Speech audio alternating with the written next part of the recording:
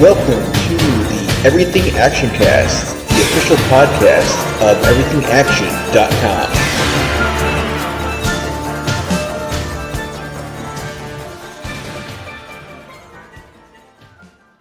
Hello and welcome to the Everything Actioncast, the podcast for the week of July 17th, 2023. I'm your host, Zach. I'm your co-host, Chris. And we got a bunch of stuff to dive into this week. It is San Diego Comic-Con, although it's a little muted this year due to, obviously, the SAG-AFTRA and WGA strikes, but there's some news coming out of there. And we got some other stuff to dive into later on as well. I saw Mission Impossible Dead Reckoning Part 1, so I'll talk about that later on, along with some other stuff.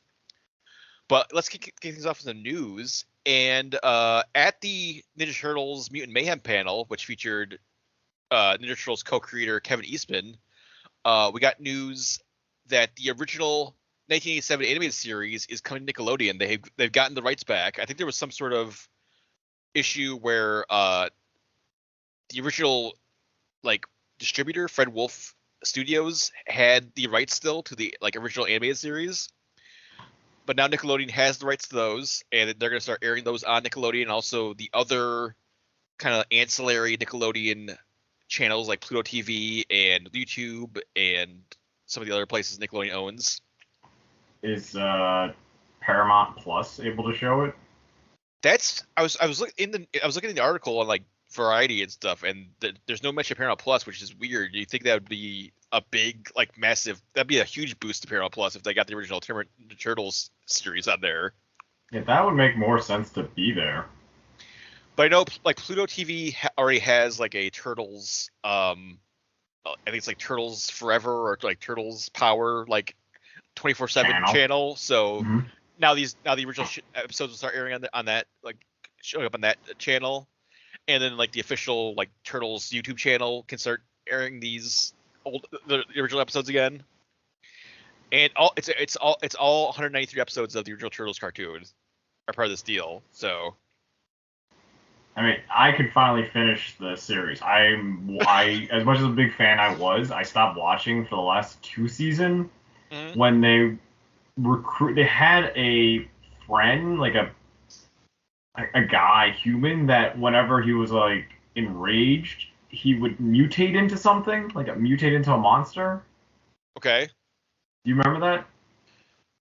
I don't remember the last few seasons of I can't remember when I stopped watching the Turtles, but I definitely stopped watching it before it officially ended.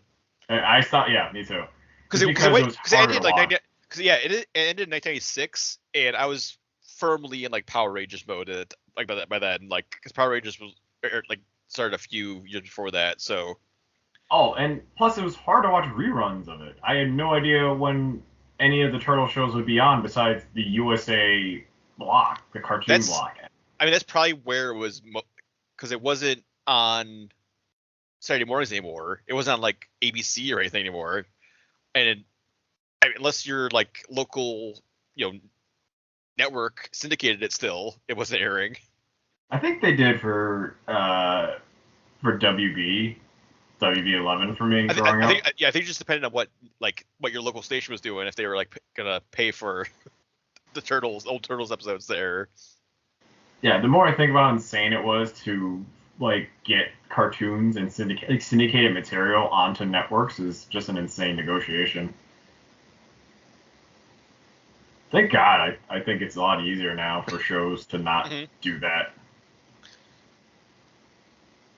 Anyway, yeah, it's on Nickelodeon. Yeah, it'll be Nickelodeon, Pluto, YouTube. It's gonna be very, very easy to find the original series now if you want to rewatch some of those episodes, and not have to buy the crazy box set anymore on DVD. Or is that on Blu-ray? I can't remember if it's on Blu. I think it probably came out on Blu-ray as a point, but I know they had the Turtle Van fancy collector's series set a couple years ago. I remember that. It looks just like the miniature one. Mm-hmm.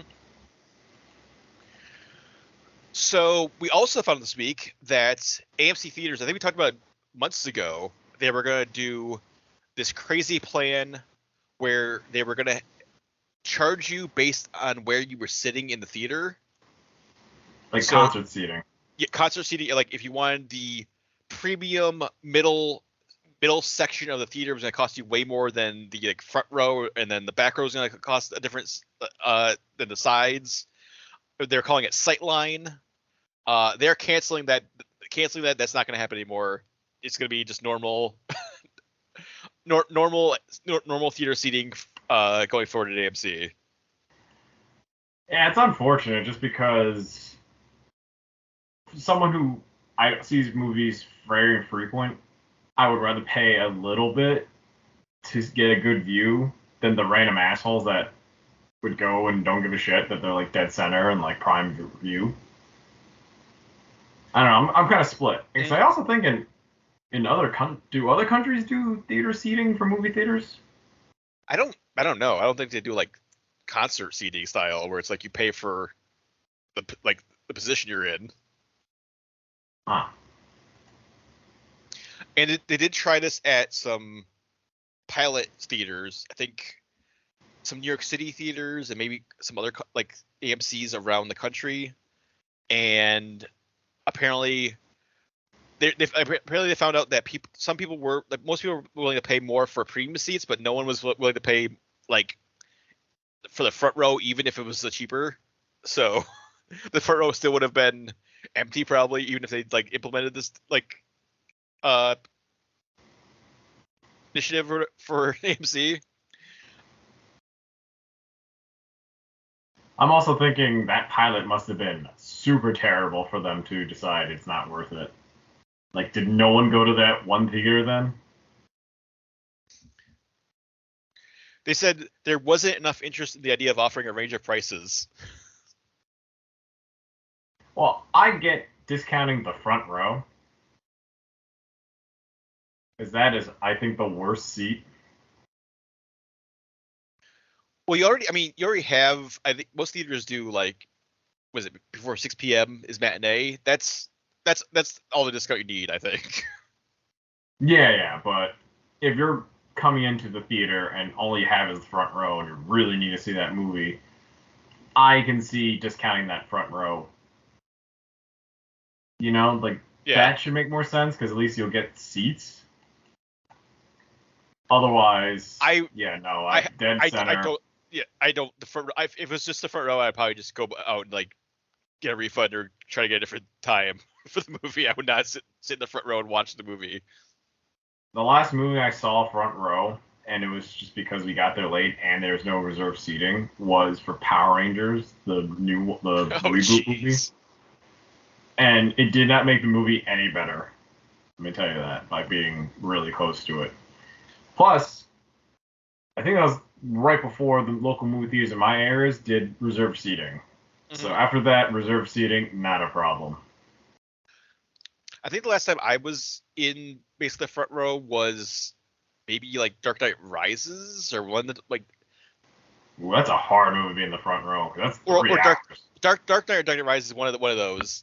And it wasn't like front row, but it was like three from the screen. And it was still not good. Like you had to like basically like lay all the way back in your seat to try to crane your neck up to see the screen. So I saw Cloverfield like that. Oh my god. That was let's go to Friendly's and load up on terrible for your body sandwiches and then see Cloverfield a little too close. I don't remember being front row, but I definitely remember being one of the first few rows and it just hurting my neck.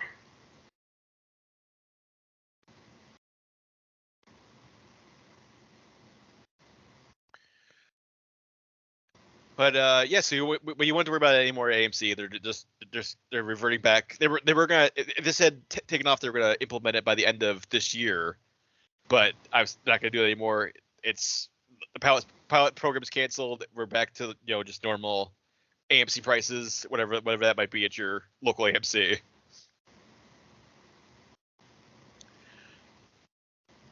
So other news, Adult Swim is getting a new anime series called Lazarus, and it's from Shinichiro Watanabe, who is probably best known for Cowboy Bebop, along with Samurai Champloo and Kids on the Slope.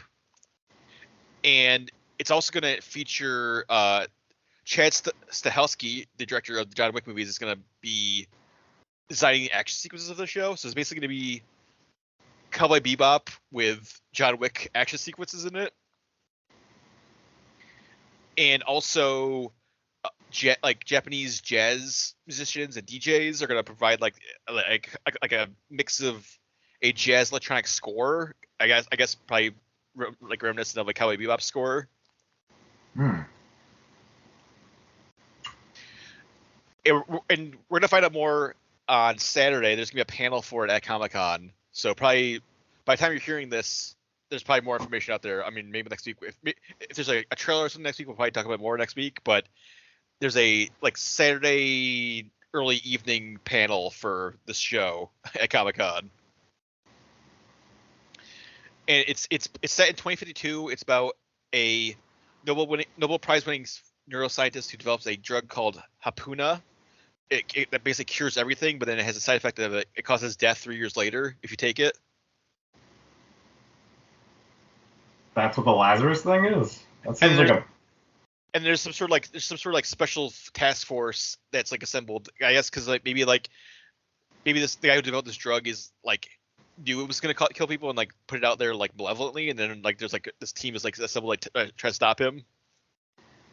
I thought it was something where they can bring people back from the dead or something. Yeah, it was more like I knew it's not gonna be like spiritual Cowboy Bebop.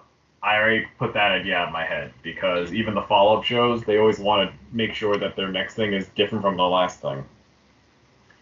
However, music is very important to the enjoyment of the story, the visuals, even the voice acting.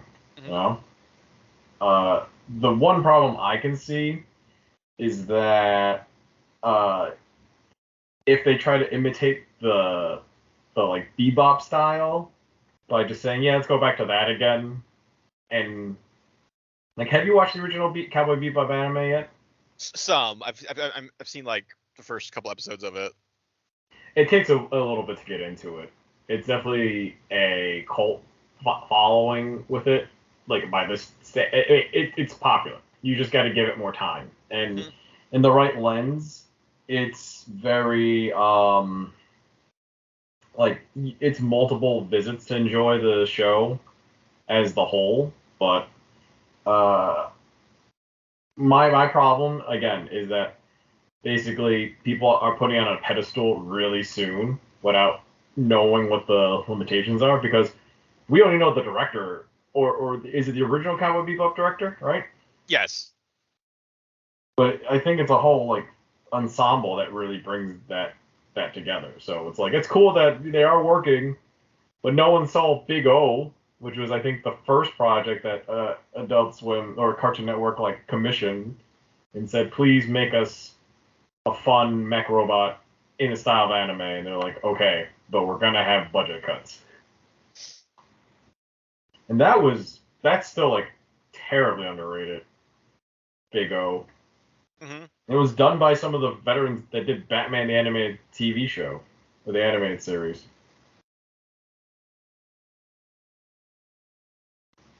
Was Bruce Timm on that, or no? No, it was the Paul Dini? Just the no, it was just the no, I think like the animation team, or like yeah, like the like Asian slave shop side. Oh, okay. Because Paul Dini and Bruce Timm, they did the character draft, but then when it came time to animate, they sent it off to Japan. Well, the first season is that TMS. way. I think TMS was like the the main like maybe they made series studios, right? So one of them, like they'll set up the leaders of like what the animation is, but then between filler work and then the background and stuff like that, like they'll send to someone else to do. Yeah, because you could definitely tell for like Batman the Animated Series, like you could tell some of the episodes were like, oh, this is TMS, this is like top tier animation. Then some of the episodes were like, oh, this is the B team or the C team. Yep. So It varies. Like animation's a cruel mistress. I was thinking, I thought the same team also made God, what's that show on? It was on Netflix. That anime about the Black Samurai.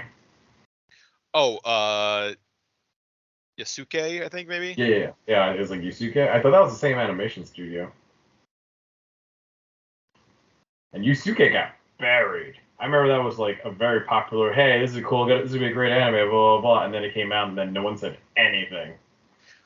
I think they're still trying to do a live action version of it, either like a movie or like a TV series.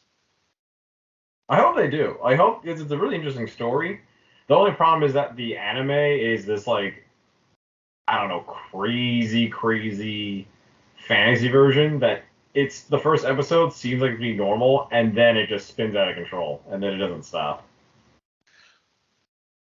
Well, because it's supposed to be based on like historical like stuff. actually happened, and then but yeah. No, but like it's supposed to be like years later, and then it's sort of like in this fantasy world of Japan, and then they introduce this crazy concept about like magical people and stuff. Like at the end, you're like, there's just no time. Like, why are they bringing this back up again? Mm-hmm. And then it's over, and then you're just left with a lot of questions. And I don't think it did too well enough where there's a season 2. No, I think it might have been one of those one and done Netflix shows.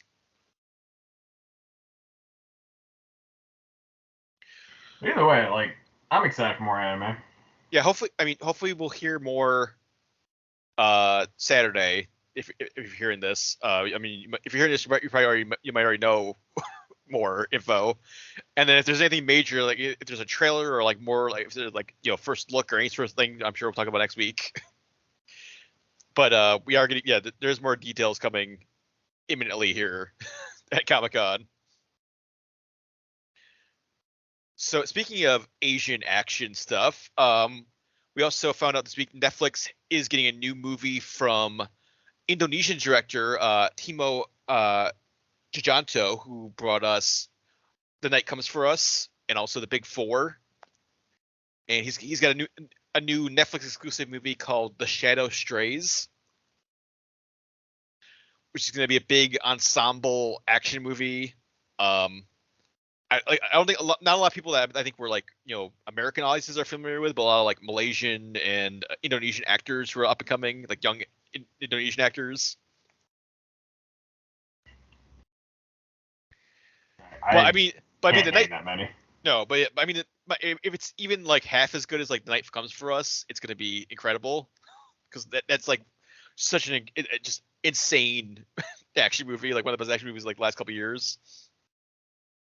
What happens the night comes for us? It's what's his name? I look up.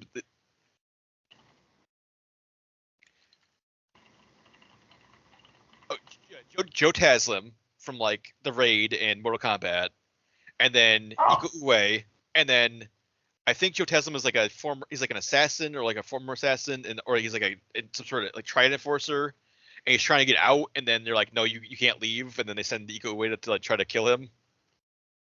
Oh, this is a Netflix joint. Okay. Yeah, and like the final fight between Joe Taslim and Iko Uwais is like one of the craziest fights he's ever. It's just like they're hitting each other with like boards with nails in them, and like using like hard like nail guns, and but also like crazy martial arts. It's insane. If you have not seen that yet, like go watch that right now on Netflix. It's definitely one of the best like Netflix original movies they've had. I gotcha. Yeah, this is definitely something I'm interested in watching. It's on the level of The Raid. Like if you like The Raid, like you're gonna love Night Comes for Us. And I haven't seen The Big Four yet, but that's this other that I think that came out this year on Netflix. I think it's more of like an action comedy. It's like this like team of mercenaries. Like it's sort of like Expendables, where they're like it's like this team that like is on a mission.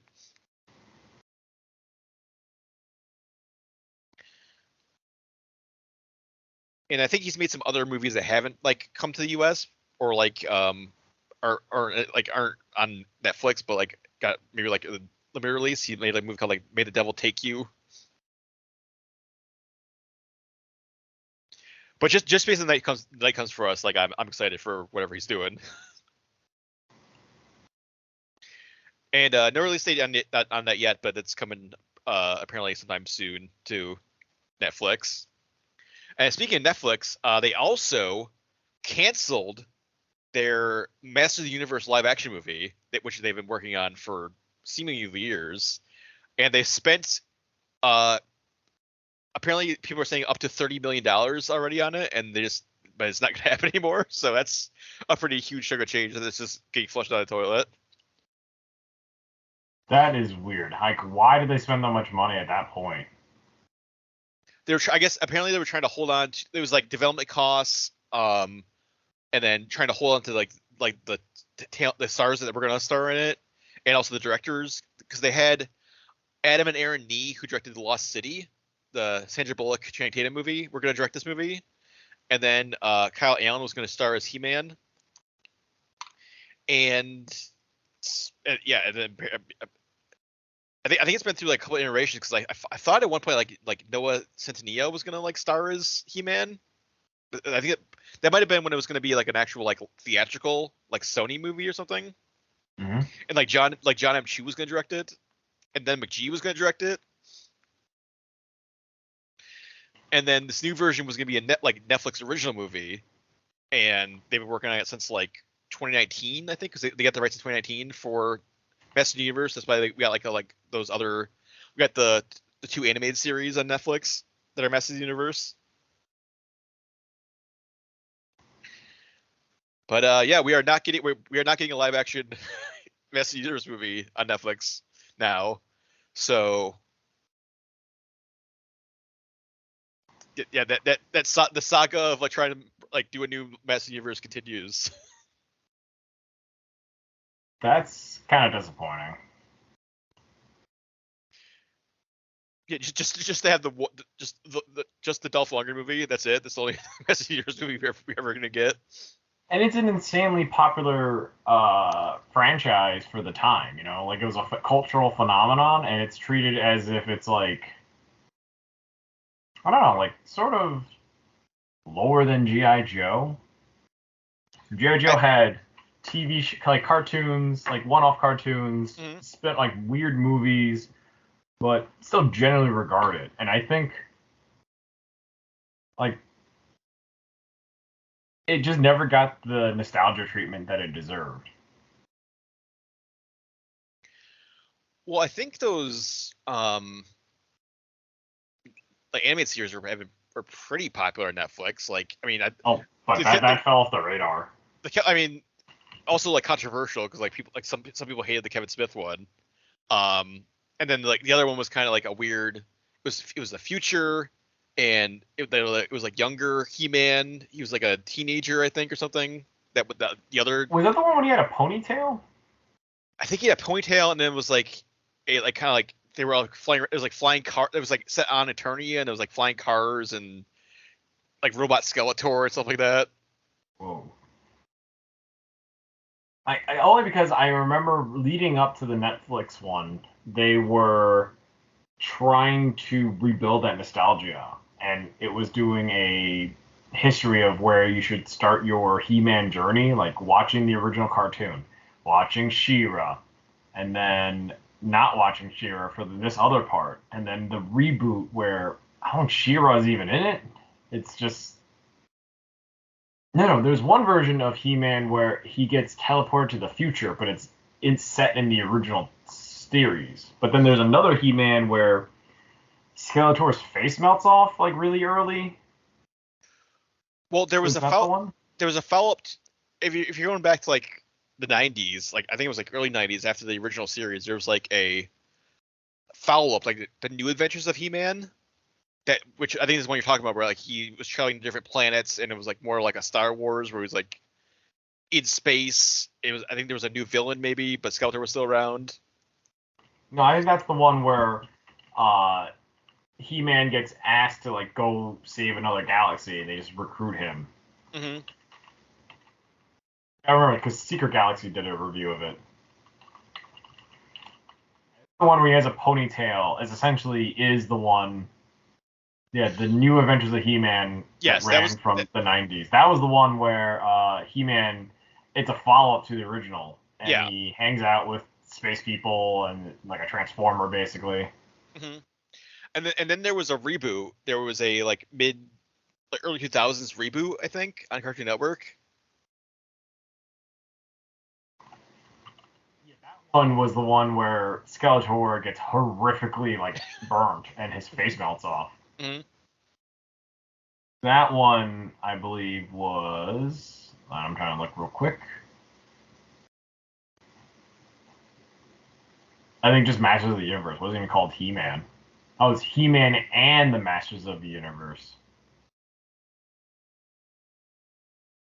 Then 2001, there was the He-Man Masters of the Universe, just a CGI TV series, which it's still going on. Last year they released season 3. Mm-hmm. I think people watched that out of spite because they didn't care for the Revelations He-Man. Revelations, yeah. Revelations. Well, it's confusing too because like they have Revelations and then they have Revolution, and Revolution is the more like kid-friendly, like future, like they're like have laser swords and they're flying around in cars stuff. Like, is it? I'm trying to look at it. It's called Revolutions. Oh no, wait. Oh, that's what. Yeah, it's confusing. So Revolution is the sequel. Is the sequel series to the Kevin Smith. It's basically the second season of like the Kevin Smith one. Oh, okay. So because the first season Revelation, now we got Revolution. And there was news at Comic-Con this week that like Keith David's going to be Hordak on that season. Hordak is who again?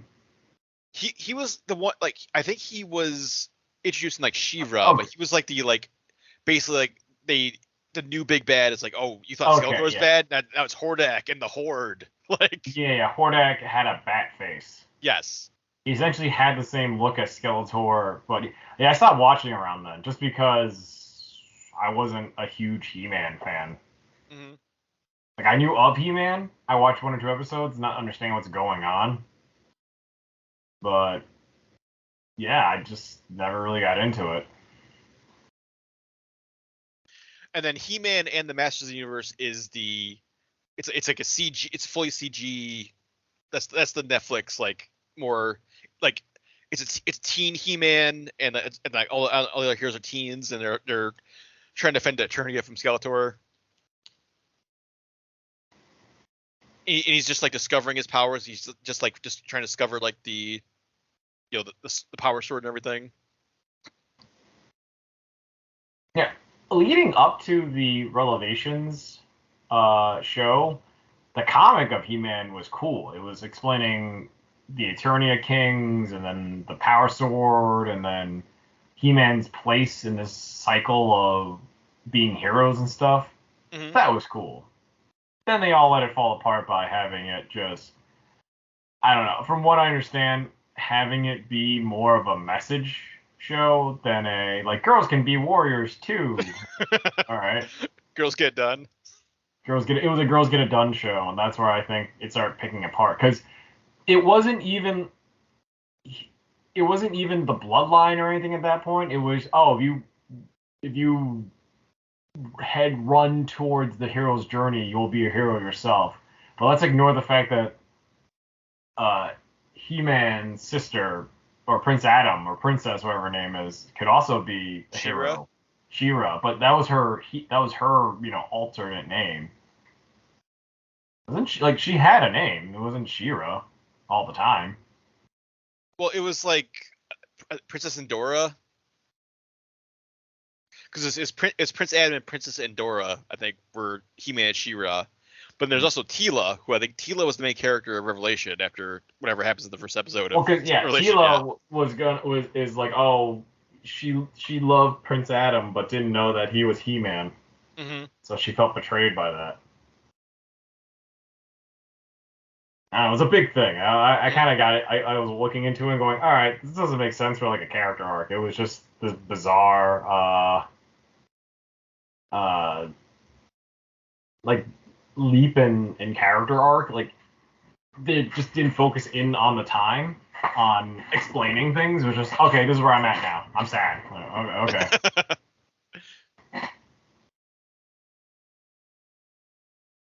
But either way, there, that's sad that there's no He-Man justice for this. There's a lot of animated content on Netflix for He-Man currently, but we're not getting a live action movie anytime soon. In this day and age where a buff guy can't be He-Man, what are we doing? There's gotta be a bodybuilder guy who's like that can throw a vest on, like run around with a sword. We need that sword and sandals like 80s style like Conan movie to come back. We had the Jason Momoa Conan, but like that was like the only one like the last decade. Yeah, off of pop culture wise, I have no idea when's the last time we had that. Maybe was Immortals before or after Conan? I think it was before. Yeah, I mean that's more like 300. I don't. Is 300 in that sort of genre? I don't know. Yeah, it's fantasy. It's got some fantasy. I guess The Witcher is like the new like sword and sandal. Sort of sandal kind of thing. But they're not sword and sandal. That's medieval. Yeah, that's more like Game of Thrones. I think Game of Thrones kind of supplanted and like that style supplanted like. But the problem. Okay, so I'm trying to remember there's high fantasy. Wait. Fantasy There's too, fantasy. It's fantasy. It's sword and sorcery is fantasy. But we're looking at Fire and Ice. When's the last time we had Fire and Ice as a live action equivalent? Why isn't there a new Fire and Ice coming? Like, aren't they like there's a new live Fire action? And Ice yeah. But I think it tells the Ralph Bakshi story again. Just they can take its time. And I think there's a Red Sonja movie coming up.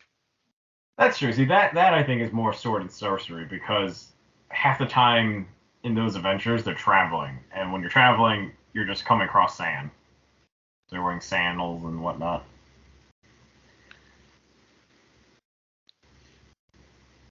Yeah, and it's also what like I think Conan is low fantasy, like because there's high fantasy and low fantasy, and I think Conan is like the low fantasy is more like the like grounded like Conan style, and high fantasy is like elves like Lord of the Rings style. I'm surprised there's no elves in Conan. How is that like not a thing? No, Conan is most of it is like I think there's like snake men and stuff, but it's mostly just like barbarians and other humans, and they're like different tribes of people. It's mostly people. Yeah, it's mostly people. And and then one or two people that and discovered things. Yeah, that makes more sense. I get low fantasy. There's no elves. There's no crazy beings. It's more cults. And then you could say it's before modern technology. Mm-hmm.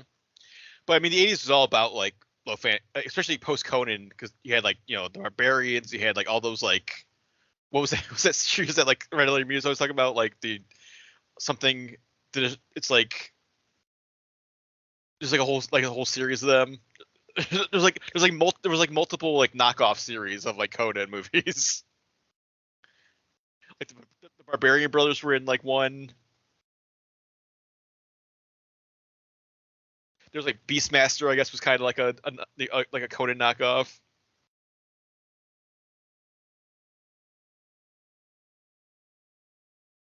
Yeah, they're just that genre died in the 80s, like the 90s. As soon as Commando showed up, no more sword and sorcery, no more Beastmaster.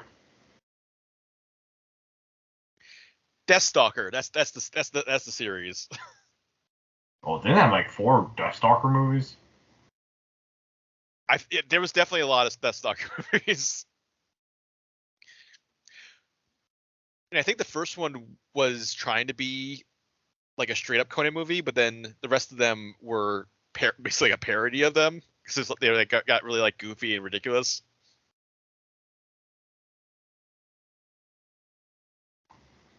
That's a series we should probably revisit one day. See if it holds up. Mm-hmm.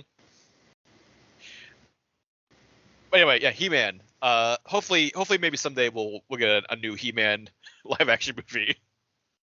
That's more faithful to the series and not just like a back alley in Los Angeles like the original movie.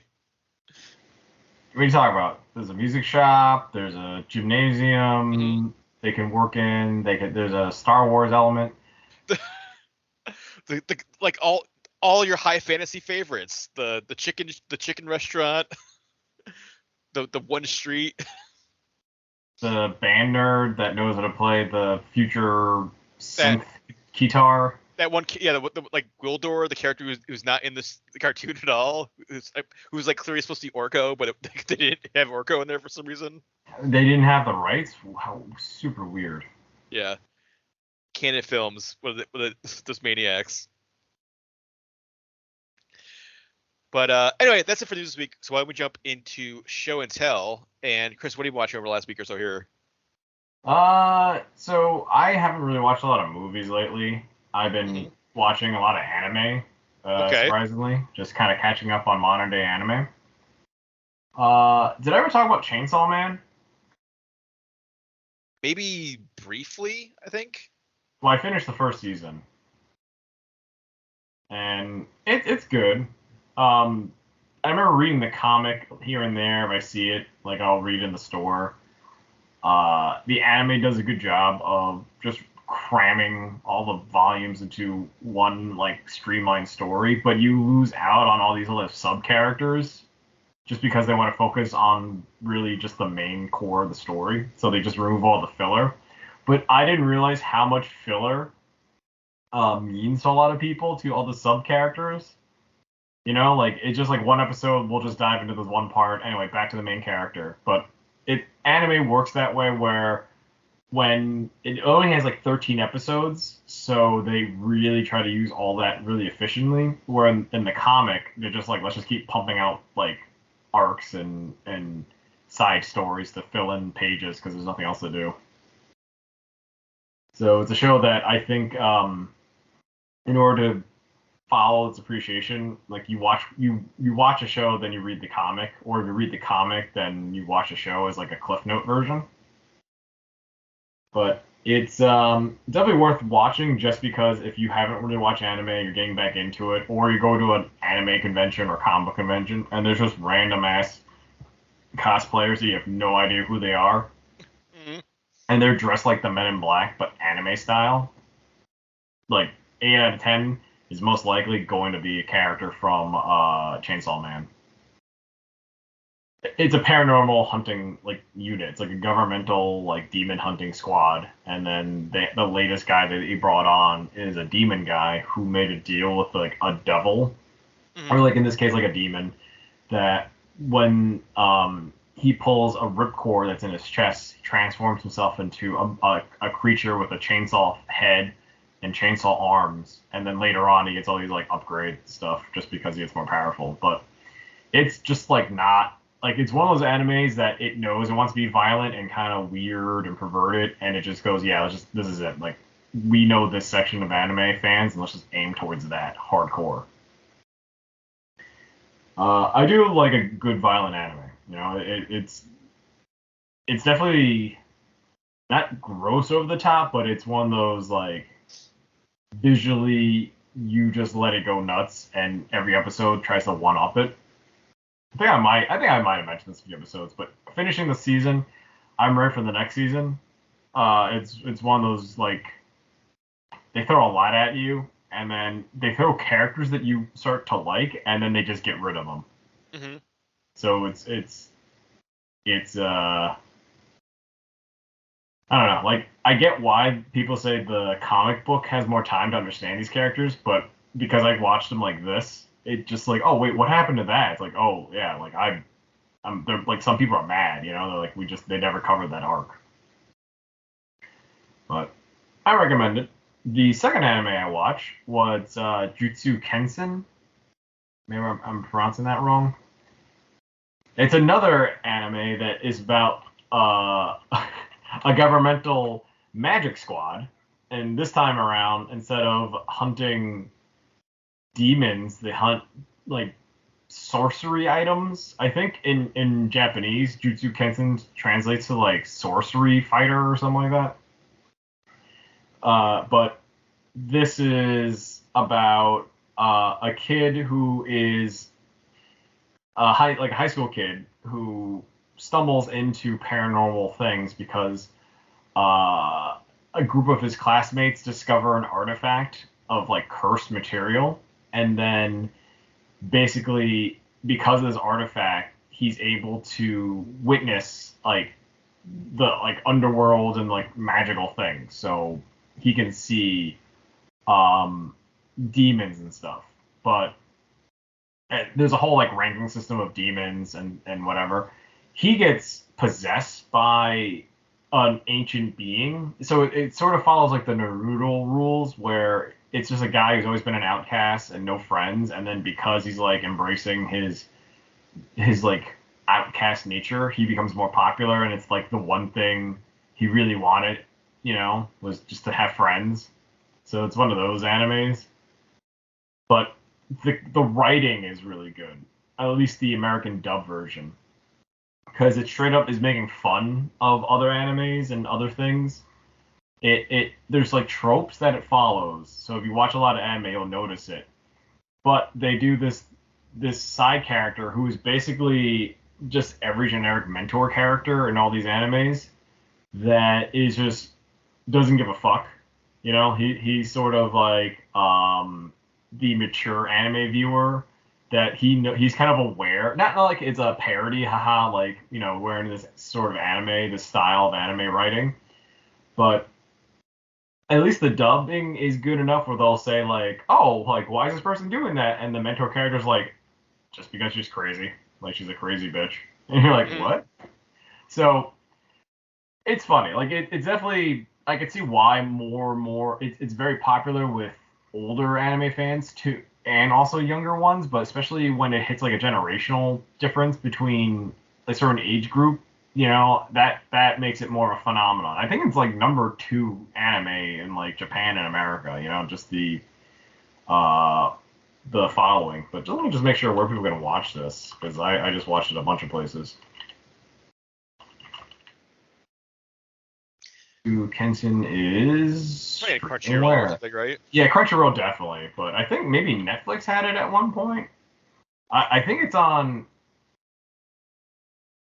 Yeah, Crunchyroll's the main series. Yeah, and then there's the movie, which is not on. Like that's like you have to rent it. Like it's not a streaming. Well, the movie is like a prequel to explain the first incident of when these demons came, like when someone had a recording thing where it's like, hey, we can fight these things.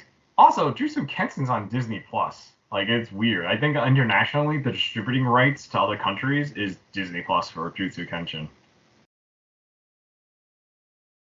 Maybe part of like Star, like, because if you're outside the US, like you don't have Hulu, you have Star, and it's part of like Disney Plus.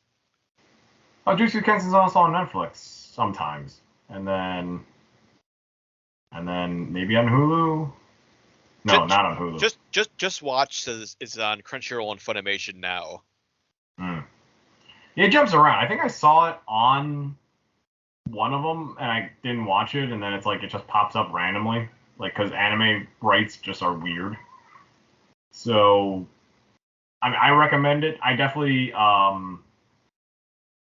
I like the crazy like setups to get to the monster fights, and it deals with a very I mean, from the tone of it, you just think it wouldn't be that deep, but the message is like live a crazy life so you have a good death.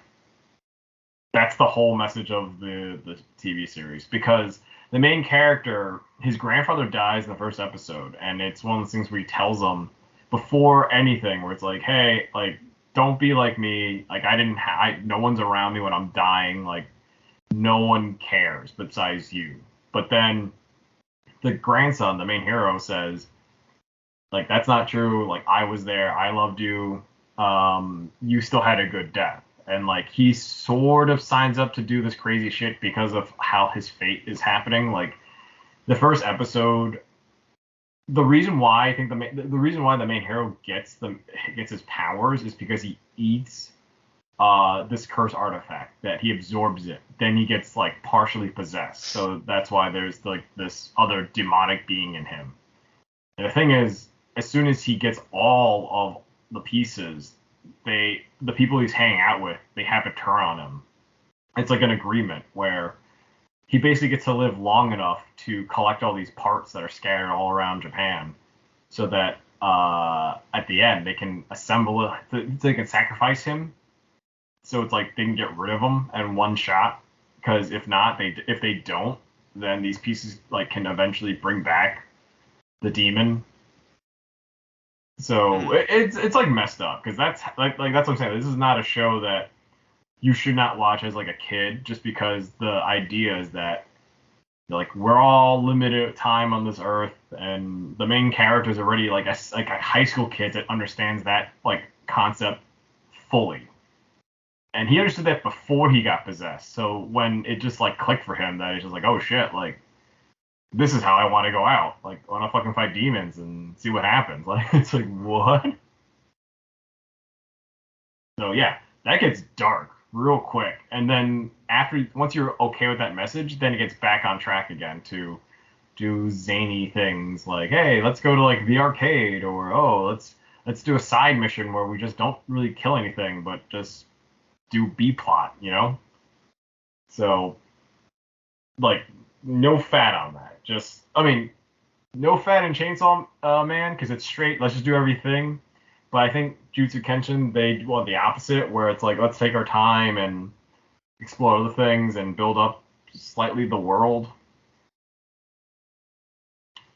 I think, because also these animes came out like 2 years ago, so I'm catching up on this. And watching this back to back, sort of back to back, I can see the fandom that made this. I can see like where it came from, and that this isn't the typical like Naruto or DBZ or just trying to be pretty girl or pretty cosplayer anime that is just geared towards selling like posters and cosplay gear. Like this was like, oh, let's try to have like a message. And then I guess to top it off, I watched that Muscles and Mayhem documentary on Netflix about I saw that too. I want to watch the first 4 episodes, I think. I watched all of it. I mean, how many episodes are there? Is it only like 5 episodes? I think. Okay, so I'm behind. You're like one away from the end, but. Yeah, I got to the part where they just did the steroid thing, and they said like, "Oh, did Titan ever like?" It's them trying to like say that they were doing steroids, and I think like almost all of them are like, "Yeah, I did roids," and I think like. Well, Nitro is like so super open to like, oh yeah, fuck yeah, I did roids. Yeah. Like, Nitro was awesome. That actor, stuntman, strong like guy. I want to see him in more things. He's very personable. He's very. Yeah, he's super just like open and honest about like everything that happened. He's like, yeah, fuck yeah, that happened. Like. Yeah. Yeah, he's someone I want to hang out with. You know, like when I was watching that, I felt like I was friends with him. I was like, oh man, Nitro, man, I just want to. I can get a beer and talk about other shit with him. Also, like Ice seems super fucking cool too. Like she's just like super chill and awesome. Ice was Rita something, right? No, Ice. She had Ice has like the tattoo. I confuse Ice and Lace or like. Yeah, so Ice is the one with the tattoo that still has an amazing like post career. Like she, Lori Fetchel. Ray is Zap. Yeah, her and Blaze, they aged amazingly well.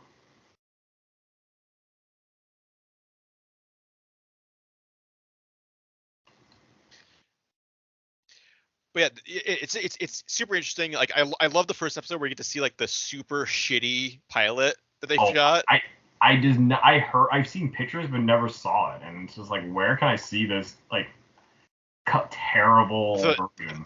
The equestrian horse like arena that like they barely jet the horses out before they started shooting it, and just like the terrible events of like I don't jump on a trampoline and try to grab this foam out of before like people are getting slammed into the trampoline.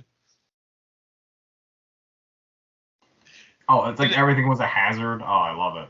And then even like the first 13 episodes where they're still trying to figure out what the show is going on, and they had like the executioners and all that bullshit going on, and and then like that was like that all led up to like Malibu getting like kicked in the face. That like that was like the last episode of like that run. Like it was like two chunks, like 13 episodes each for like the first season. Yeah, the first season, part 1, and then he never came back because they said like, oh, if you get another like head injury, you're just dead. Yeah. I never knew that. Never knew that. Basically, he was. I always thought he was there longer. Yeah, it was just for like the original 13 episodes. Then yeah, they brought in like all the other. They brought in like Laser and everyone else. I do admit the second half when it's like the cast I remember, I definitely picked up more interest in watching this. Mm-hmm. And just so like also like, have you gotten to like the part where they're on tour, or have you not seen that episode yet? I think that's what they're just doing. Next one, because that sounded just insane. Of like they went on this like 120 show tour after like the third season, I think, and it's just like pure like debauchery and like steroids and just like everything. There's like home video footage and on the bus. It's just like wow, they were just like non-stop party, like crazy. Just like it's like basically a rock and roll show, but like a rock and roll tour, but them just going around like doing like this like American Gladiator show. And then also like they were doing this tour, and then they were like, it's like we have to perform every single night, and like it's not like the show where you had like at least like maybe like a couple days in between shows to like rest. It was just like every night you have to like do like full contact American Gladiator shit. And so they're like they're bringing like more gladiators on the tour that they're like kind of like became like mainstays after that. But it's like Tower was like introduced on the tour. Did he come back for the main show? I just don't remember. Yeah, he from like 1991 to 1994, but like he joined the show, quote unquote, on the tour because they're like, hey, you're a bodybuilder, come on, we need people, like these guys are getting fucking injured out here, we need more gladiators. Yeah, I mean, it makes sense that they need a rotating roster to give people breaks, because if not, like, these guys are just gonna basically fall apart, and then they were. That's why it's like they needed roids to maintain the look and just to not die. And there's the whole craziness about like they didn't get really any of the like merchandising like cut. They didn't get any sort of cut into like the merchandising. Like their contract was terrible. Like they basically, it was like a in perpetuity, like this is what you get for the show, that's it. You don't get any sort of, there's no chance of your like pay rate getting increased, or like you don't get any ties with the merchandise, no publicity, like no residuals, like I think at one point like they were like Nitro and like Ice and them were saying like, oh, we were making like $500 a show, and meanwhile it was like they're making like the show was making like millions in like toys and games and posters and T-shirts and everything else. Yeah, it's crazy because merchandising rights aren't part of the deal. Once you sell your like things in, that's it, you know. Well, the whole thing is like when they signed the contract, they're like they had no idea it was gonna be that gigantic. They just thought that was gonna be like, kind of like the kind of small, fun, maybe like last like a season or two, and then like it just blew up into like this like global phenomenon. I know it's rough because basically you don't know what to do when you're that young, and then you're gonna have greedy ass like business people that are like, yeah, we'll give you $100 for just this rights right now, and we'll never renegotiate this ever again. Yeah. No, that sucks. And then you'll get to it too, but like there's I think it's like the last episode, or like when like they get into like there was basically like a medieval times American Gladiators show in like I think Las Vegas or Orlando. That was like nightly. I think we watched a commercial about it, but I don't think we've ever heard of it really. Because what the hell was that called? It it was just like American Gladiators Live, I think, or something. But that was basically that was like the death of America. That was like all the gladiators are like, yeah, that was basically when that happened. That was like we knew like, oh, it was dead. Like when they're doing like this like cheap dinner show with like fake gladiators, like we knew that's when you knew it was like it's over. Like so it's like a weekly American Gladiators thing staple. I think it was nightly. I think it was like a medieval times. Like you just go and have dinner and watch cheap knockoff American Gladiators. And I think some of them did do that for like did like the dinner show for a little bit, but then all of them were like, but most of them were like, no way. Like, and they all talk about like we were on tour at Madison Square Garden, and then we're gonna be at this like shitty like dinner theater in Orlando. Just like the drop was too much.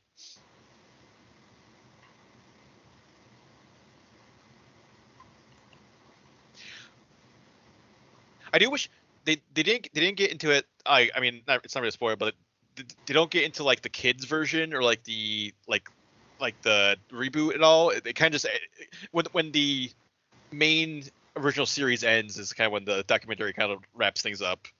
Okay. I really don't give a crap about the new American Gladiators because that one just was like a one season.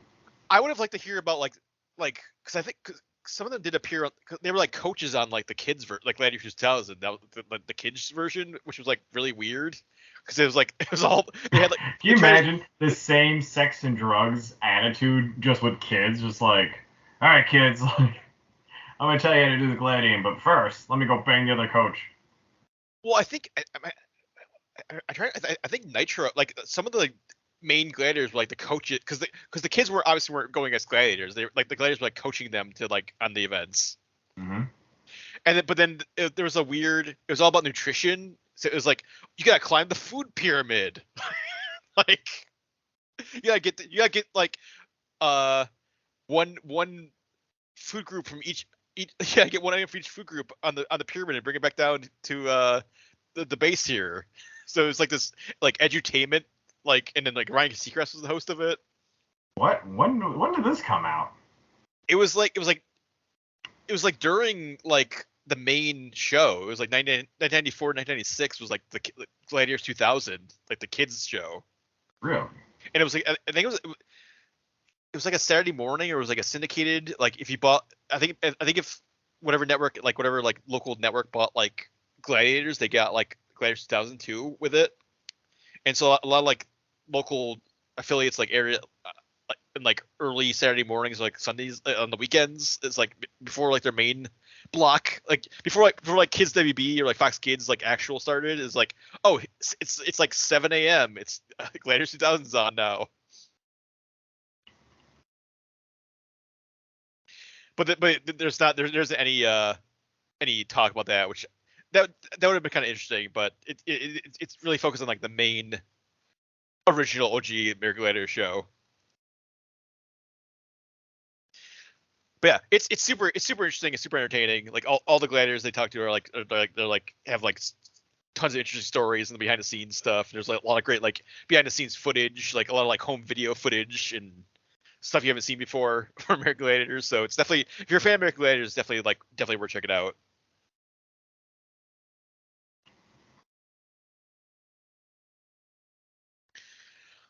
So anything else, Chris? That's it. So I saw a couple of things besides Muscles Mayhem. I saw Mission Impossible: Dead Reckoning Part 1, the longest title of the summer.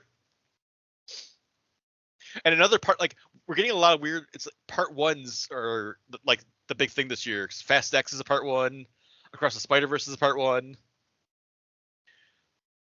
And now we have Dead Reckoning Part 1. And yeah, the 7th Mission Impossible movie. And I think definitely still same, maintains the quality of Mission Impossible, especially if you're a fan of like the Christopher McQuarrie movies like Rogue Nation and Fallout. This is definitely still on that same level. Like just lots of huge stunt set pieces. I'm sure you've probably seen like the Tom Cruise like jumping his motorcycle off a mountain clip, right, Chris? Oh yeah, like a lot of times now. That's in the movie. It's even crazier. There's a scene after he jumps the motorcycle and is like doing he's like doing like his skydiving thing. He actually is like doing dialogue still. So you see like Tom Cruise's face is like flapping in like the speed of like the skydive, but he's still like delivering dialogue, which is like it's just insane what he's doing. And then there's like a huge car chase in Rome, which is also it's kind of weird because like Fast X also had a huge like Rome set piece, and like Dead Reckoning like goes to the same locations as Fast X. It's like the Spanish Steps in Rome. They both like do like this actually almost the same kind of gag where it's like a car is like kind of like bouncing down these steps in Rome. So it's kind of there's like these weird coincidences between like this and like Fast X, and also like like Indiana Jones Down had a big like on top of a train sequence, and then Mission Impossible Dead Reckoning has a top of the train sequence too, like a big fight on top of a train. So all these movies are kind of like echoing each other weirdly this summer. Now, is this supplementing that this is all in the same shared universe? Maybe. Yeah. Fast X and Mission Impossible in the same universe. The crossover you didn't know. Just digitally edit both those movies together, where it's like Fast X is happening this section, and then this is happening, and then fuck it, Jurassic World, where they're also in Rome too. Was it Dominion or had that scene? I don't know if that was Rome. I think that was like a different. That might have been like in Turkey or like Tunisia or something. Almost similar architecture, just digitally edited in. Add some raptors in there. But the so the plot of Dead Reckoning Part 1, which you find out in the first 10-15 minutes of the movie, is that there is a rogue AI called the Entity that is kind of like running rampant across cyberspace and like infiltrating government agencies and like intelligence agencies, and like no one can control it.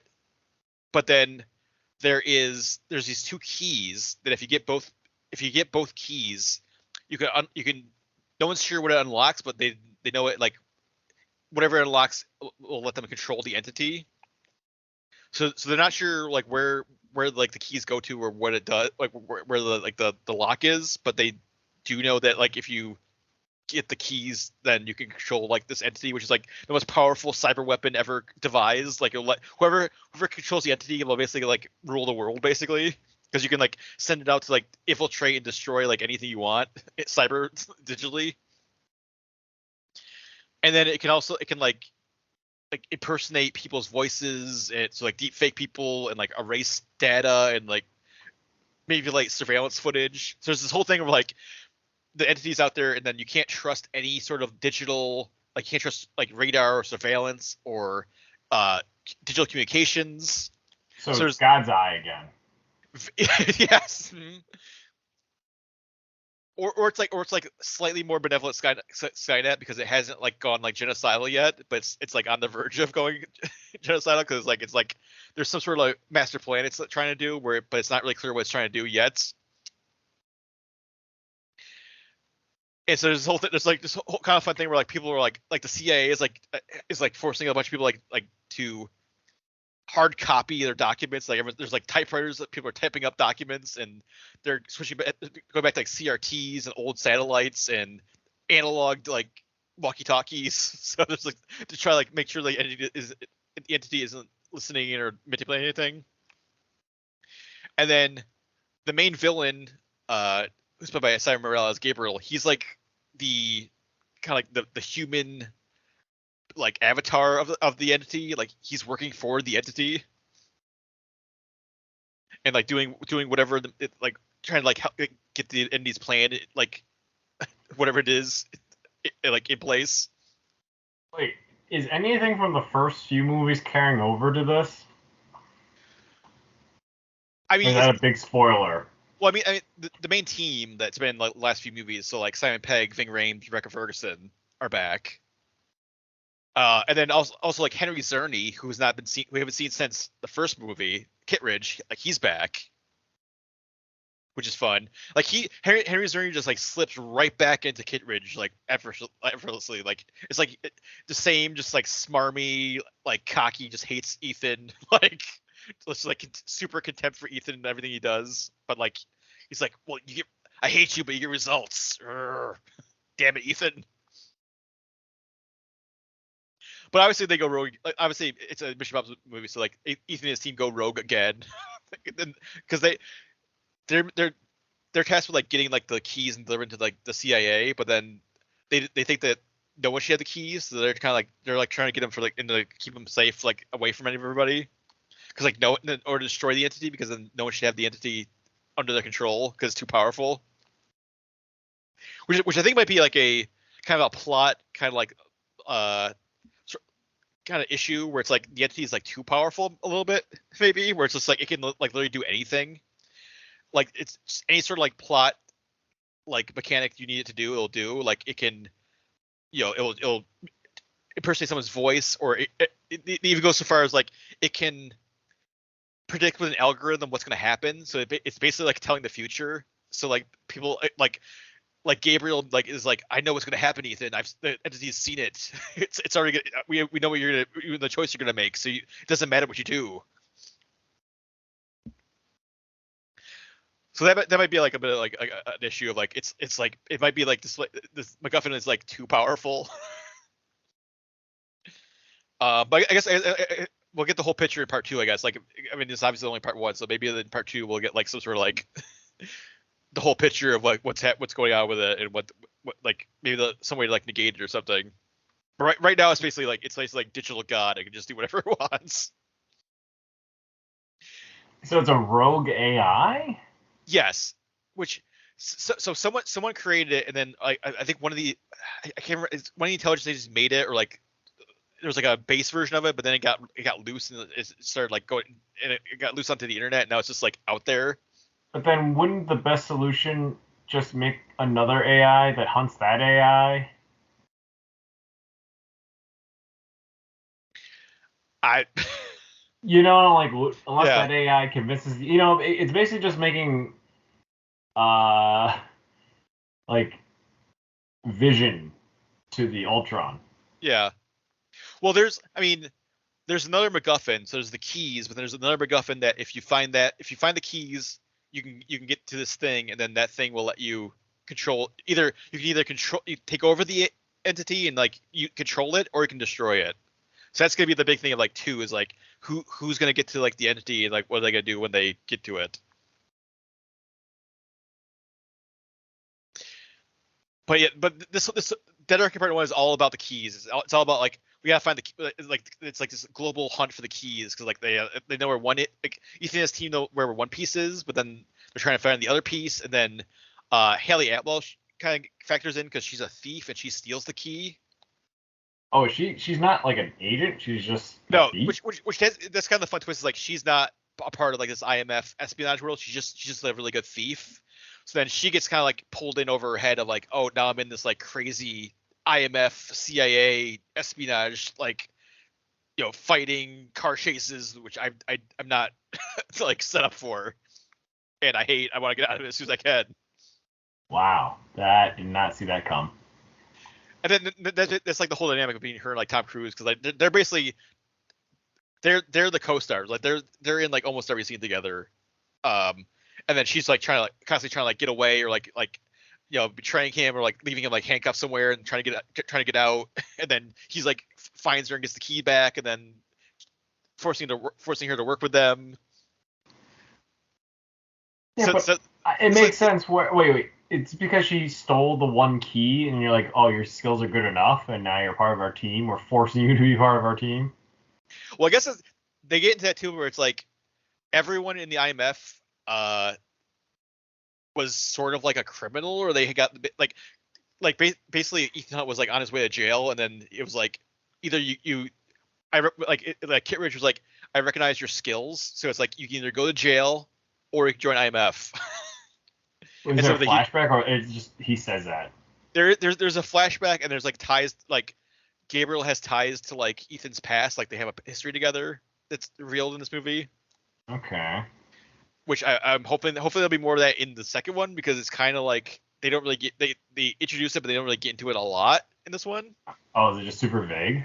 It's I mean, you see how they're connected, but then they don't really like get into it a lot, like of like what how did they know each other, like why did Gabriel do what he did to Ethan in the past? Like, Because I feel like Secret Brother wouldn't make any sense because no, I don't like, think it's that. No, because Ethan already has a sister and he had his parents, because they were going to take the farm. They were framing him in the first movie if he didn't come out of hiding.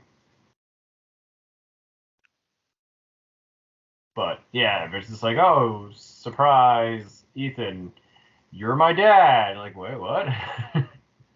yeah, I have a feeling. Hopefully, we're like there's probably gonna be more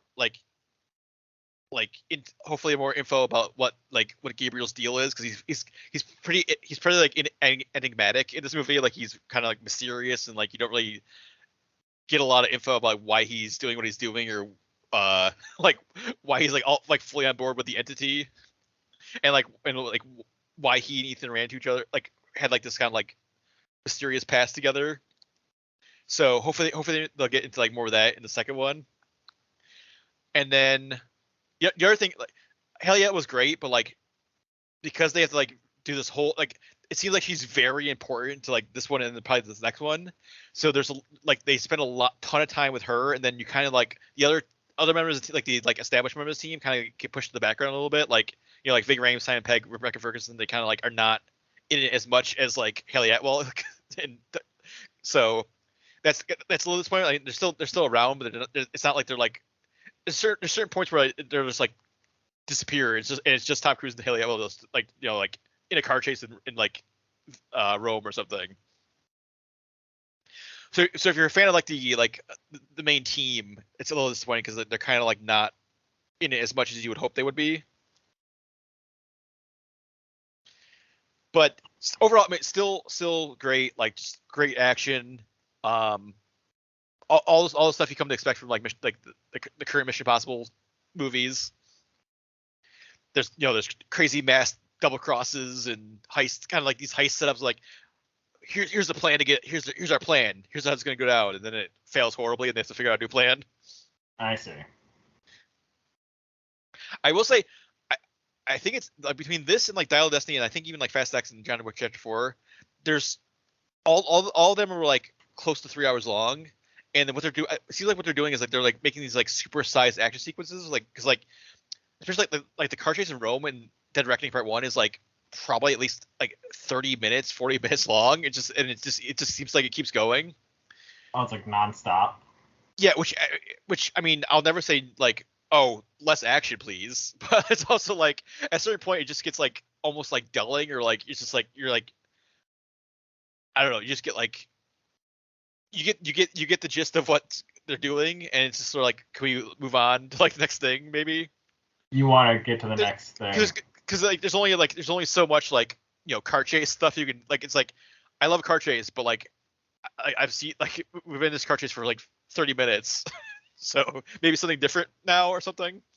Yeah, there's some parts of action movies, and I think 80s movies were doing that. They're all trying to be the bullet car chase sequence. Yeah, I think I wrote in my review, but I think I would prefer like short, like I think I prefer like shorter action sequences that are in a tighter movie. So like if this is like 2 hours long, perfect. 2.5 hours, I mean, there's definitely there's stuff you could cut in this to like get it down to like 2 hours or around there. Like I think John Wick does each segment as one nonstop different things really well. So 3 hours seem to be the perfect saga for it. I don't see Mission Impossible needing to be a saga movie. Yeah. I mean, yeah, there's definitely, you could trim a lot of stuff in here. There's quite a bit of like exposition scenes of just like people like there's this opening scene of us like Henry Czerny is like explaining like the entity, and it's just like it's just straight up exposition, just pure exposition. There's nothing else to the scene. AI of how this AI is out of control. But I mean, there's some fun stuff in this scene too, where like Carrie Elways is in this movie as like the like director of the intelligence for the United States, and then there's a kind of fun meta commentary of like he's because like Henry Zuri like reveals that like IMF exists, and he's just like, IMF, what does that stand for? And he's like, Impossible Mission Force. He's like, that's a stupid name. Like, so tells him to the intelligence guy. Yeah, because Carrie, apparently like no one was aware of IMF except for Henry Zerny, who's like the director of IMF. They're like, wait. What about the last few directors? That's I'll try to figure it out too, because like is Henry Zerny like what the like fifth IMF director? I also feel like he was the CIA director first, wasn't he? Because wasn't it Fallout? Wasn't it like crap, no, what was it? Ghost Protocol. Angela Bassett, was it? No, Angela Bassett was the CIA director. And I think Alec Baldwin was still around, but then he got killed in Fallout. So then he was the last IMF director. So then Henry Zerny must have stepped up and like, I'm the director now of IMF and the CIA. So no, Alec Baldwin got killed in Rogue Nation. No, it was Fallout. I'm looking at the Fallout plot description right now. Alec Baldwin got killed in Fallout because like it was part of like when like Henry Cavill got revealed as like the traitor and he killed Alec Baldwin in, like the tunnels. Oh wait, that was Fallout. That was Fallout, yeah. Okay. Because Fallout was like because you had Rogue Nation, and then like after they destroyed Rogue Nation, like the people who were left after Rogue Nation, the Rogue Nation became the Syndicate for Fallout. Okay. See, I don't know why they call it Fallout if like that wasn't really what happened, or there's no project called Fallout. Was it? Was it called Project Fallout too? I think it was Fallout because it was like they were like gonna detonate nuclear weapons across the globe. Or they had stolen like a bunch of nukes that they were gonna like detonate like and destroy the planet basically. Gotcha. God, it's a little weird to think about the plot lines that the villains keep trying, because I think Ghost Protocol was the only one where the villain's plan worked in the beginning. Mm-hmm. But it had also the villain that did the most work, like the lead. Yeah, did everything. He was on the ground. He had like two henchmen, and it was mostly just him. Yeah. But yeah, I think if you like Mission Impossible, like definitely Dead Reckoning, you're gonna get like pretty much what you expect from it. It's fun, a little long, but like most of the movies this summer has been kind of too long. But I think this one's definitely pacing wise, it definitely feels like not as long as like Dial of Destiny. Like I liked it, but like it definitely felt like it toward the middle was like, wow, this is like dragging a bit. And the Dead Reckoning Part 1 doesn't like that, never feels like it's dragging. It just feels like, wow, we've been here for a while. I mean, I'm still entertained, but it's like we're still going. But yeah, so I saw that. I finally saw Sisu. Speaking of action movies, which I thought was pretty fun. Definitely, it's like John Wick mixed with like Inglourious Bastards. Because there's a lot of that kind of like over the top John Wick, like kind of like brutal action, but like also like the Inglourious Bastards kind of like heightened World War II stuff going on. I do love that he like that like Atami, like the main character, gets like a John Wick style like they find out like his like backstory, and then there's this whole like John Wick backstory of like, oh, he's a one-man death squad. He killed like 300 Russians. He's like, they call him like whatever, the immortal. Like you can't kill him. Like, did you appreciate how little he talks? He never really talks until the end, but it's this like he is supposed to be this like just like unyielding determination, where the beginning movie seems like it's just like it's going to be him against all these crazy situations where he walks away unharmed, but he should have been dead 3 times by the middle of the movie just by injury wise. Yeah, like spoilers, when he gets hanged, like he's up there for like hours, it seems like, and then he's like somehow managed to like survive getting hanged and then like gets himself like unhooked from the noose. Mm-hmm. But it's not like he like grabbed like the noose and like was holding himself up. Like he was just dangling there for who knows how long, and he's just like then he just like snaps back to life and is just like, I'm back. I'm gonna kill these like guys who like landed their plane nearby. So that's that. I mean, there's some parts I can forgive it. You know, it's not supposed to be. It's super heightened. I mean, it's not supposed to be like realistic at all. Like it's like a very the like violence crazy. is realistic. It's very brutal. Yeah.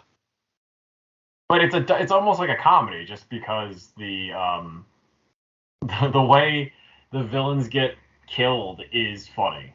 Yes, like the guy gets thrown out of the truck and then gets thrown over by a tank, and then there's that one like the scene like the minefield where where like a time he throws mines at them. He's like digs up a mine and just throws it at him.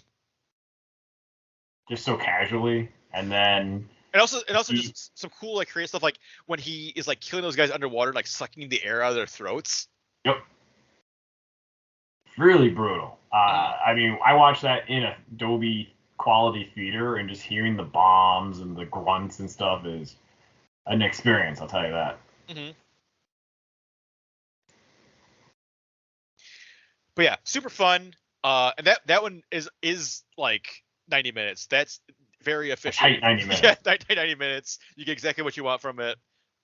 I appreciate the downtime when he's not killing. It's a lot of scenery and world building and atmosphere shots. Just because it's usually him in a big wide shot, either in pain or digging or hanging.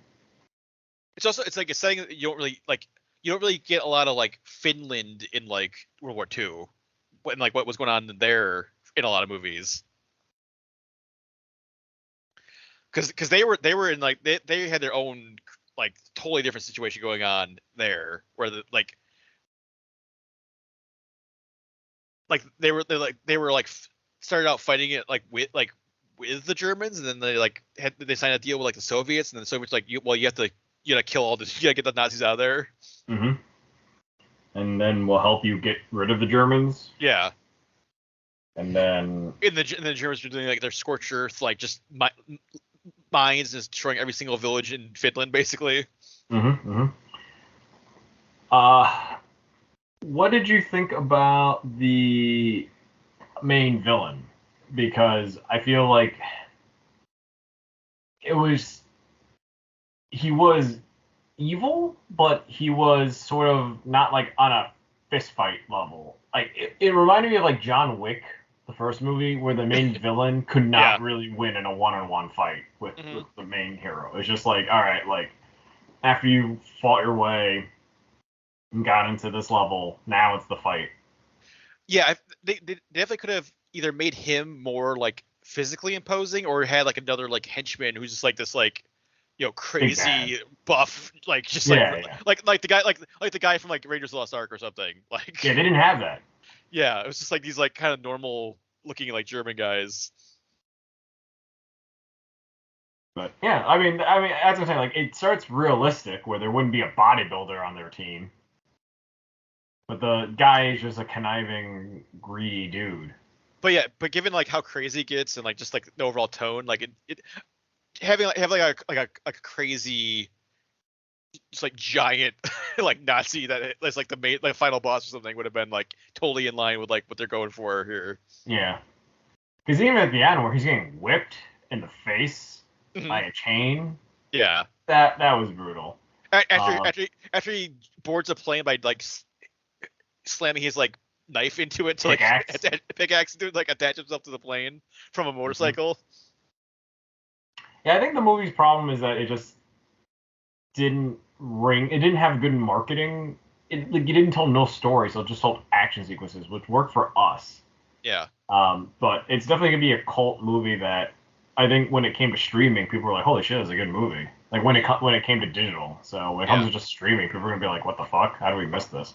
But that's the problem with any like Finnish movie. Even the Dangerous Hunt was like that. The one with like Samuel Jackson. Big Game. Big Game. That was the movie they made. I think they made right before this. Like the director.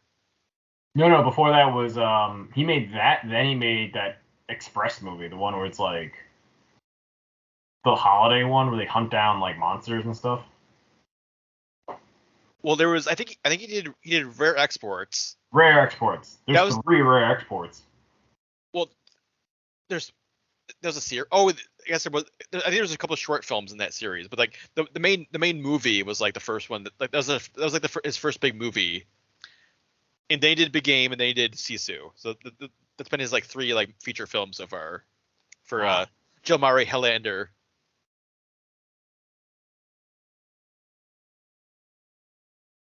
And he did a TV show called Perfect Commando. I mean, he knows his what he wants. Mm-hmm.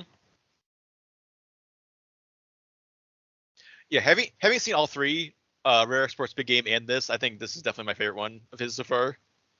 I mean, Big Game was pretty fun, but like this one is just like like on next level, like the violence and like the tone and just like the way it looks and everything.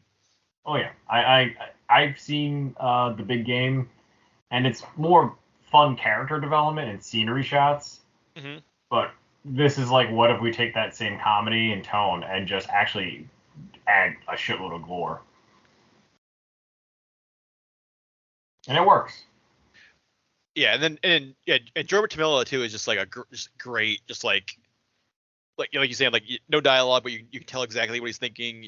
He's just so expressive with his face. So every scene, Mm-hmm. it was like like just like silent badass, just like murdering. when he fully just switches into like killing mode, you're just like, oh yeah, this guy. I totally believe this guy killed like 300 Soviets or whatever, 300 Russians or whatever they say he did. Almost like with his bare hands. Yeah. Yeah, so I saw that, and then the last thing I saw is I saw the premiere of Justified, Steve Primeval, The Return of Waylon Givens, which it's going to be an 8-episode limited series. And yeah, Justified is one of my favorite shows of all time. So I was super excited that it was going to be back. I don't think anyone expected it to like ever come. It ended in like a really like great way, like the main series. So it's just like, I think that was like, everyone was like, well, that's all we get. That's fine. Like it did like in a really great way. But it is back. Based on an Elmore Leonard book that did not have Raylan in it, but they just added Raylan into it. It's like, because it was like just a different character in it, and then they're like, we'll make the character Raylan. Same universe, but then they just said it's Raylan Givens this time. I don't know if all the Elmore Leonard books are in the same universe, but it was one of his like crime novels, and then but it wasn't like because he's written a bunch of like Raylan books, and then they just like they took the main storyline of City Primeval and then just made the character Raylan, the main like detective in it Raylan, and not whoever it was. Gotcha. But yeah, Timothy Olyphant's back. He's in Detroit now, and he kind of gets roped into like this hunt for, or trying to take down Clement Mansell, who's the Oklahoma Wild Man, played by Boyd Holbrook, who's like super violent, super ruthless criminal. In the first episode, he kills like a judge, and is also like up to like other. He's got some sort of like planned emotion. He's trying to like rob people, and like he's a whole string of crimes behind him, and the Raylan and like there's this whole team. There's like a police detective he's working with that wants to try to take him down. But he also has like his daughter with him. Like Raylan has his like 15-year-old daughter, because he was trying to drop her off at like a camp or something, because they're on like kind of like a road trip, and then he got roped into like this like going to Detroit, and then like he's stuck in Detroit with his daughter because they missed like getting her to camp on time. So now she's like, it's like, you gotta stay at the hotel, don't go anywhere. I'm working, but stay here. Of course she like disobeys him, and he's like wandering around Detroit and like getting the mischief. Like, Detroit's already a tough city, and she's like a country girl, and she's just like, yeah, I don't listen to my sheriff father or Marshall, Yeah.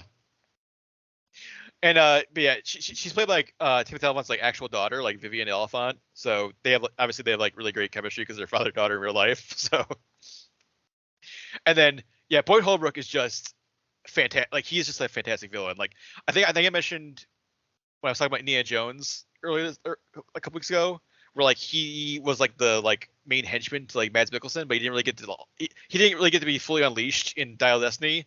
He is fully unleashed here. He is off the like just off the leash, crazy, like but also like weirdly charming, but like crazy, like and like so it's like he'll show up and he's like kind of like it's like oh this guy's kind of cool, and then he'll like just like murder someone. It's like oh, okay. Like well, did you haven't seen Sandman yet, have you? No, not yet. So Boyd Holbrook is essentially the same character, except he's way creepier in Sandman. He's a serial killer in Sandman. He's supposed to be the like an evil representation of humanity. Yeah. And he goes around and kind of just brings out the worst in people, and he murders them. Mm-hmm. But there is a big thing about this that just carries over. You know, it's just he has a look about being a charming, attractive killer. You know, if he just wasn't any of those things, it wouldn't make sense. Yeah, he's very charismatic, but also like sadistic, like, mm-hmm. And yeah, just a great like antagonist for Rayon to go up against. I mean, it remains. It's only been 2 episodes. It remains. Like, I don't know if he's gonna like reach like Walton Goggins level, because Goggins is like God level, unjustified. But he seems like first episode. He seems like a really great villain. Like definitely one of the best like justified villains so far. Just there hasn't been another cowboy villain, has there? Well, they I mean, you had Boyd for like the whole show, and then they had to kind of like the different like each season had like new villain. Like you had like Margaret Martindale for like, season 2, and like Neil McDonough showed up, and then but like yeah, but and then yeah, just and like a lot of them were kind of like it was like other they were like from different areas of like the hollers of Kentucky, or like Harlan is like he had like McKelty Williamson was like in season 3. He was like the barbecue guy who's also like the crime boss from like a different area than like Raylan grew up in. Because like Raylan grew up in like the one part of Harlan, but then like there was like other areas of Harlan that had like other like crime going on. And then you had like the Dixie Mafia and like the actual mafia and like. But yeah, so far for Super Amiibo though, it's just Boyd Holbrook. It's basically it's like kind of like it's basically a 1-on-1 Raylan versus Boyd Holbrook. Like. Gotcha. And definitely an interesting change of pace too, because it's very urban. Obviously, like Justified was like all the backwoods of Kentucky for a lot of it, so it's just a change of pace, and just like seeing like Raylan is like in his like cowboy hat and his like cowboy attitude in like Detroit, like, and like running up to like like Detroit cops and Detroit lawyers and stuff. Is there corrupt Detroit cops too that he has to justify? Not really like corrupt cops yet, but there's like one of the other main new characters like is like this defense attorney who's like is like constantly like kind of like she's like representing like she's like representing like Boyd Holbrook and like these other like criminals, and kind of like interfering and like running interference for like on Raylan and like stopping him from like investigating. Like it's like don't hassle my client, or I'm taking or like I'm gonna put like a restraining order on you, or like take you to court, or like unless you have evidence, like stay away from him, don't talk to him. And they have like there's like a really like Raylan, like when he first gets to Detroit, he has to go to court, and then like he like gets in like this like argument with like the lawyer, and she's like, because he does like his like typical Raylan thing of like like kind of like beating out some like country justice on these like guys that like ran into him. Like they basically tried to like hijack him on the way to like Detroit, and he arrested and brought him to Detroit. Mm-hmm. And then so he like threatened to like throw him in the trunk, and like was doing all like doing his like usual like Raylan like like tough country thing on him. And then like because of that, like this defense attorney is like my client was harassed by like Marshall Givens, and then like we got the charges dropped, and then so it's like they get off to like a really bad on the bad foot, because like she's not like taking Raylan's like country Kentucky justice. Well, so. And also like Keith David is like one of the judges, and like when he showed up, like, Keith David's on the show. What? That's awesome. Yeah, I did not know that.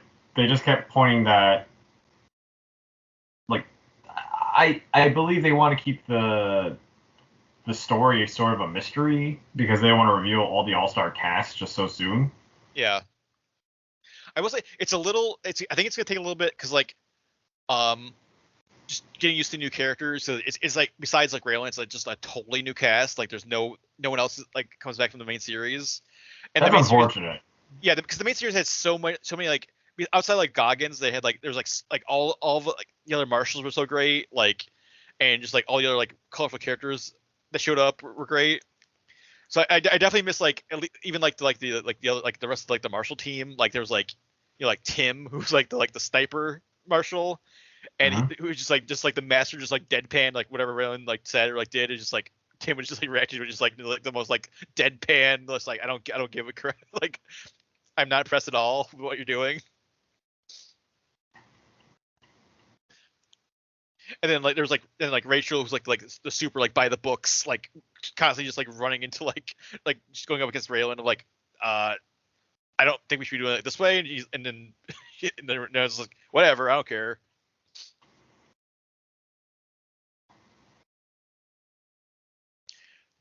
But yeah, if you like Justified, I mean, Timothy Olyphant is just like awesome as he was in Justified, the main series. It's got the same kind of style and tone to it, so I'm excited. I'm definitely gonna watch the whole thing. And I don't know if I mean it's so kind of like cut off from the main series. I think you could probably just jump in, and if you like even if you haven't seen Justified, you could probably just jump in and watch this. But I mean, Justified's so good, you should probably go watch Justified first, and then watch this if you haven't seen it. And it's all on Hulu. I mean, Justified and See If I'm Evil are on Hulu, so yeah, it's no excuse to just jump into this then. Yeah, Justified is like top, like up there with like, you know, Mad Men, Breaking Bad, Better Call Saul, The Americans for me. Like it was just such an awesome show. But yeah, that's gonna do it for me this week. So we wrap things up. Definitely head over to the site. We've got all of our usual news, trailers, features. I got a review of Mission Impossible. I also have a review of the new Michael Jai White movie, The Island, that comes out. If you're hearing this, it's actually out in theaters and on demand and on digital right now. You can check both those out. And I'm sure if anything big comes out of Comic-Con, like trailers or any sort of big news, we'll have it on the site, and we'll definitely talk about it next week probably as well.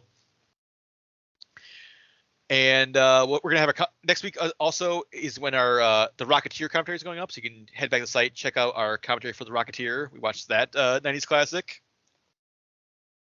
And I believe we're also going to have our July game box up soon, so you can check out what games we played over the last month or so here.